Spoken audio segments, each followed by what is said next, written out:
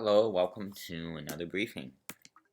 Per usual, in this briefing, I'm going to start out with the satellite image. What we're observing here is a cutoff area of low pressure aloft.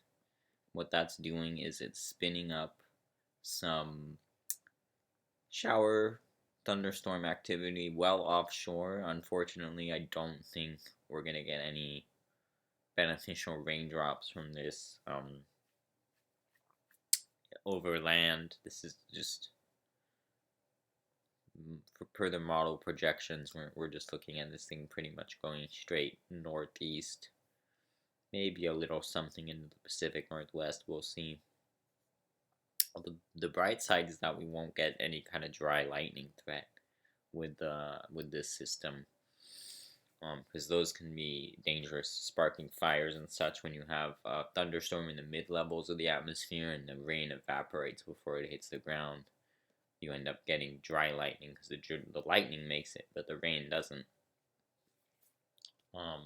So we're going to continue to see a relatively cool pattern, particularly for the northern part of California, and I think for the Pacific Northwest as well. You're not looking at any major heat in the next week or so, week or two really.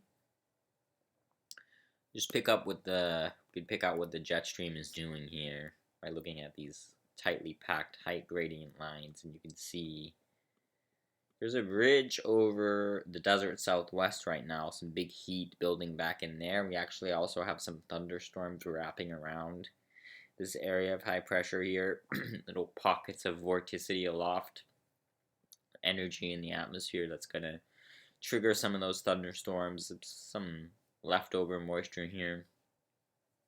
Even as we start out our day here, usually is don't fire up until the afternoon, but we have enough upper air energy here to fire some of these thunderstorms. So this trough is going to I'm going to show the model guidance soon, but trough is going to kind of meander, and this is what's going to kind of keep us cooler than normal because it's going to keep this ridge from building in. Of course, it'll be hot further south and west, but for the Bay Area and for areas to the north, it's looking like it's going to be this continued mild pattern, which is actually kind of nice because this time of year it can still get really hot and really dry, and we have fire threats a lot of times. So it's something nice to observe is when we have more of a troughing pattern here. So Bay Area satellite, not much to speak of. Yesterday, if I put the playback, you could see pretty much a classic August day in the Bay Area with that marine stratus cloud deck pushing well inland during the morning hours and then retreating to the coast, mixing out from the inland areas, and then as we went into the evening hours, that started pushing inland again. Pretty classic pattern for this time of year because we're right in between the low and the high. Makes sense. Here's the morning sunrise view from the Mount Tamalpais camera. It's at 2,500 feet roughly. You can see that 2,000 foot marine layer doing its thing. Clouding in, coast is cloudy, and then right here, this would be the North Mill Valley area. That's actually still clear at the moment, where this terrain is sort of keeping the stratus deck closer to the water here. Let's go ahead and take a look at some computer model guidance now.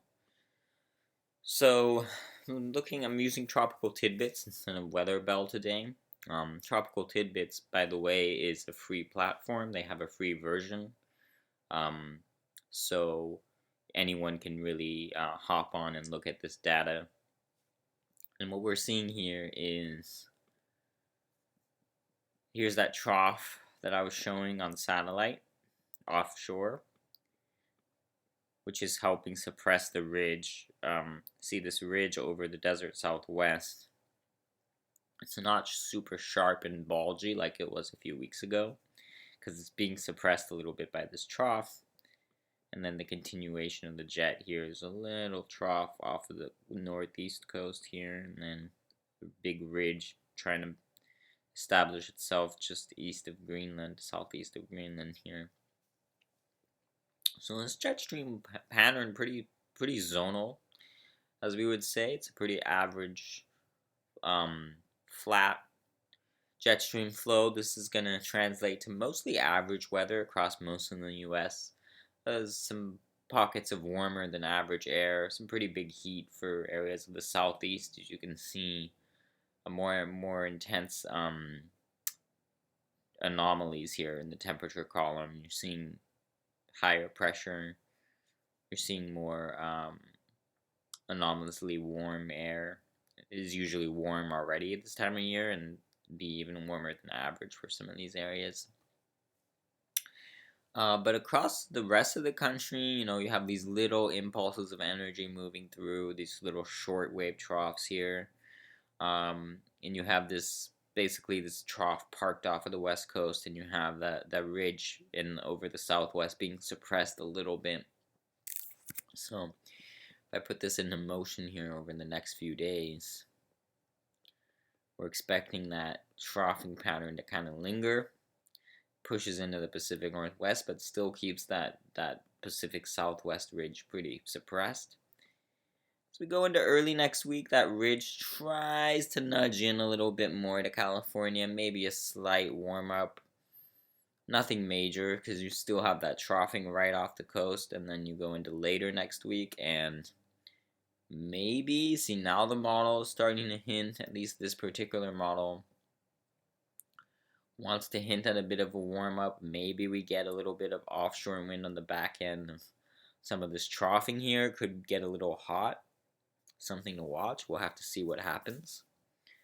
The GFS, I believe, when I looked at it, it was showing the troughing a little further south, which would suppress this heat a little bit more. So we'll have to keep an eye on that. But something to watch, matter of fact, in the Bay Area, September and October tend to be some of our warmest months. We get this offshore flow pattern, and we get the wind reversal or wind shift, if you will, from the cold onshore wind to more of a warm, dry offshore wind. That's the time of year that it starts to happen. So we go into September and October, where we'll be watching the surface pressure to see if we get anything on the back end of these troughs. Now let's go ahead actually and switch over to a different parameter so I can show you that.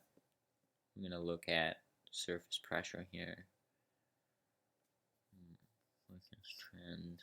Okay, let's look at pressure anomaly. This is at the surface level. And as I pointed out, on the back end of that trough, see the 500 millibar pattern that we were just looking at, showing a little trough over like Idaho and Montana roughly. So on the back end of this trough, you tend to get that high pressure at the surface, and as this high pressure noses in, when it starts to nose into Idaho, nose into Montana, that's when you can get some offshore wind. See, now this is not very strong, but if you get that to set up like that, sometimes you get the northeast wind down the coast here in Central California, and that's what can cause some pretty big warm-ups for the Bay Area. Now, we're still quite a ways out. This is over a week out in the model projection. Take it with a grain of salt, but it's something to watch. And it's interesting to see that the atmosphere is starting to change.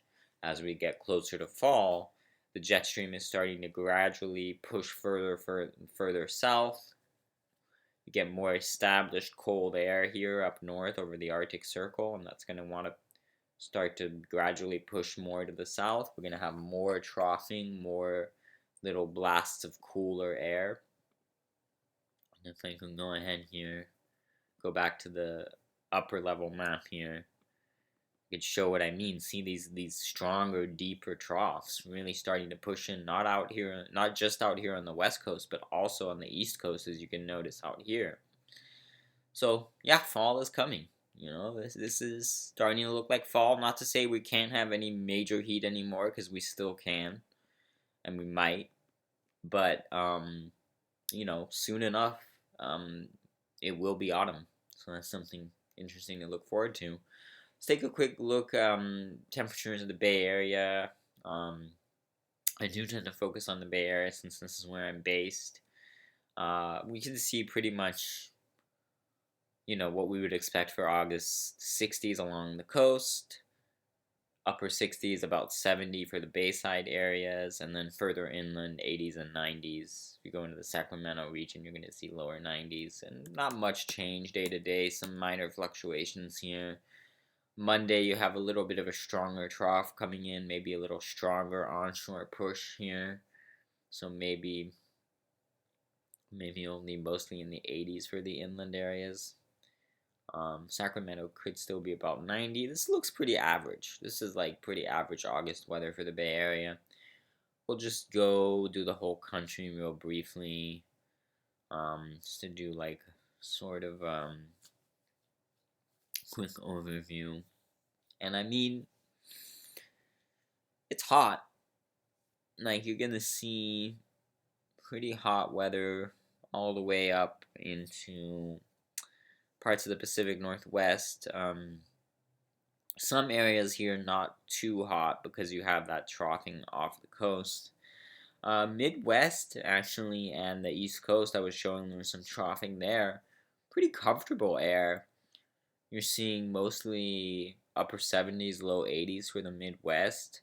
Mostly 70s for parts of northern New England here. Maybe some areas around 80, just along the New York, Boston areas, for instance, even Philadelphia. But only 80 degrees for Philadelphia, 78 to 80 in August. That's pretty mild. And then, as I was pointing out, the southeastern United States really baking this week. 90s, even 100s in some areas. Would not surprise me. Seeing some hundreds, but certainly mid to upper 90s across a lot of the Gulf states, across Florida. Do beware of that heat. And then you see kind of that cooler air pushing across some of the Midwest, some of the East Coast here, but in general, staying pretty warm. You can see a bit of a cool down from the Northwest too as we go into this weekend with that next trough. So that's all I have for today, really. I hope you're able to get something out of this. I hope you enjoyed it. Thank you for watching, and I'll see you next time.